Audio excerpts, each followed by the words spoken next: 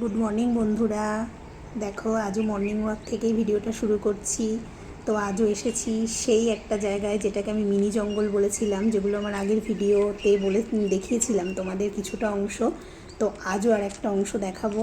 তো দেখো আমি সাউন্ডটা মিউট করিনি এই জন্যে, কারণ তোমাদের এখানে কত সুন্দর পাখির ডাক আছে সেটা শোনানোর জন্যে। আর তোমরা দেখো এই প্রাকৃতিক দৃশ্যগুলো, তোমাদের খুব ভালো লাগবে।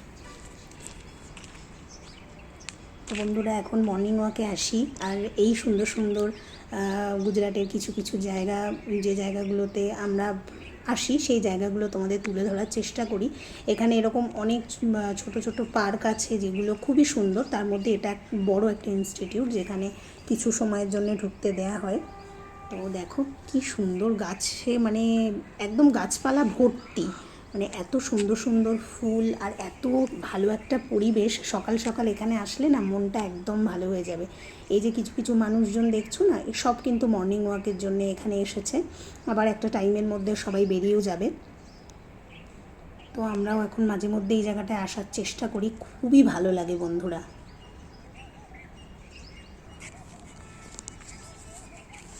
দেখো কি সুন্দর একটা ফুল, এক ছোট্ট মতো গাছে 3টে ফুল হয়েছে, কি দারুণ লাগছে না? দেখো এটা হচ্ছে সব থেকে দারুণ দৃশ্য, যেটা দেখলে মন ভালো হয়ে যাবে। দেখো কি সুন্দর না? তো এইরকম ভালো ভালো দৃশ্য যদি দেখতে হয় তাহলে মৌসুমীর সংসার ইন গুজরাট চ্যানেলটাকে সাবস্ক্রাইব করে পাশে থাকতে হবে কিন্তু। দেখো আমরা তো এরকম ময়ূর সচরাচর চিড়িয়াখানাতে গিয়ে দেখতাম, তো এখানে দেখো এত সুন্দর, মানে কাছ থেকে দেখতে পাই যে কী যে ভালো লাগে কি বলবো। মানে এরা নর্মালি ঘুরে বেড়াচ্ছে, মানুষও এদের কিচ্ছু করে না আর এরাও মানুষকে কিচ্ছু করে না। ওরাও নর্মালি দেখো এত মানুষ এখান দিয়ে যাতায়াত করছে, কিন্তু ওরা কিন্তু একটুও ভয় পায় না। আর এর মধ্যে যা পাখি বলো, মানে যা যা আছে এদের জন্য প্রত্যেক দিন জল এবং খাবার এই দুটোই এখানে কিন্তু দিয়ে দেয় এখানকার লোকেরা। তো কত সুন্দর না বলো দৃশ্যগুলো?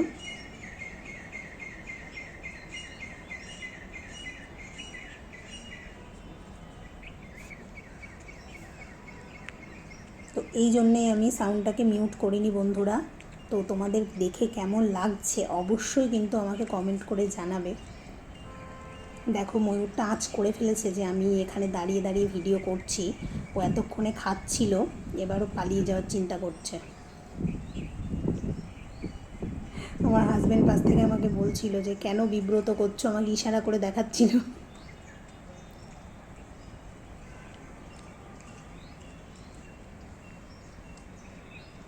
তো এত সুন্দর লাগে না যে মানে ময়ূরগুলোকে দেখে আমি চলে যেতেই পারি না, আমি দাঁড়িয়েই পড়ি।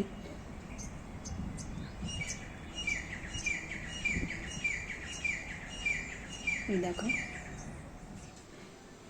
দেখো তারপর চলে এসেছি, সকালে মর্নিং ওয়াক করে ফেরার সময় ফল নিয়ে নিয়েছি।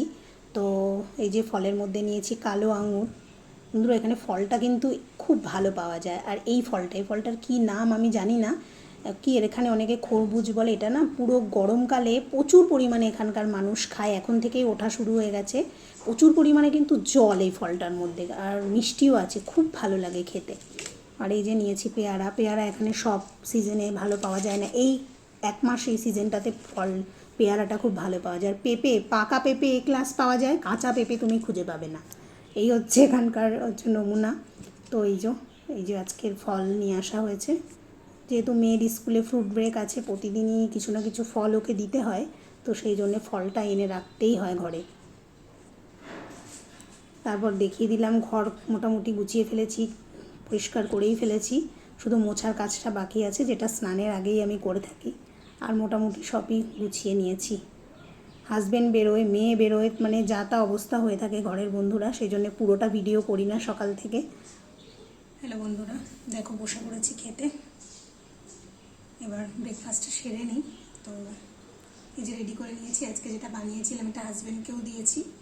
আর এই যে আমার জন্য দেখো এই যে রেডি করে নিয়েছি, এটা হচ্ছে ওই যে গ্রিন যে মুগ ডালটা আছে না, ওই মুগ ডালের একটু তড়কা বানিয়েছি। আর ফলটা তো আমি ডেলি ব্রেকফাস্টে রাখি। দেখো আজকে রেখেছি আপেল আর এই যে কালো আঙুর, যেটা সকালবেলায় আমি এনেছি। ফল আনতে গেছিলাম। তো ব্রেকফাস্টটা সেরে নিই বন্ধুরা, একটু মর্নিং ওয়াক করছি তো একটু ফল না খেলে হয় না। তো ওই জন্যে হালকা ব্রেকফাস্ট করি, দুটো ছোট ছোট রুটি, আর চেষ্টা করি সবজি বা একটু প্রোটিন জাতীয় কিছু রাখার। তো এই যে রেখেছি, এখন খাওয়া দাওয়াটা সেরে নিই। তারপর এখনও রান্নার পুরো কাজটাই বাকি, শুধু ঘরটাই গোছানো হয়েছে। তো এখানে তো তোমরা জানো যে মাছ, মাংস, ডিম এগুলো খুবই কম পাই আমরা। আর হাজব্যান্ডের অফিসেও যে তুমি ডিম দিয়ে দেবে বা কিছু দেবে এগুলো কিন্তু অ্যালাউ নয়, মানে একদমই ভেজ আর কি। তো পেঁয়াজ রসুনটা এরা খায়, পেঁয়াজ রসুনটা দিতে পারি, তাতে কোনো সমস্যা নেই। তো ওই জন্য এটা শুধুমাত্র পেঁয়াজ, টমেটো, ধনেপাতা আর একটু রসুন দিয়েছিলাম, দিয়ে এটা বানিয়েছি তড়কাটা, তড়কা মশলা দিয়েছি। তো দেখো বন্ধুরা, স্নান হয়ে গেছে। আজকে কয়েকটা জামা কাপড় কেচে দিয়েছিলাম, তার সাথে মশারি কেচে দিয়েছিলাম।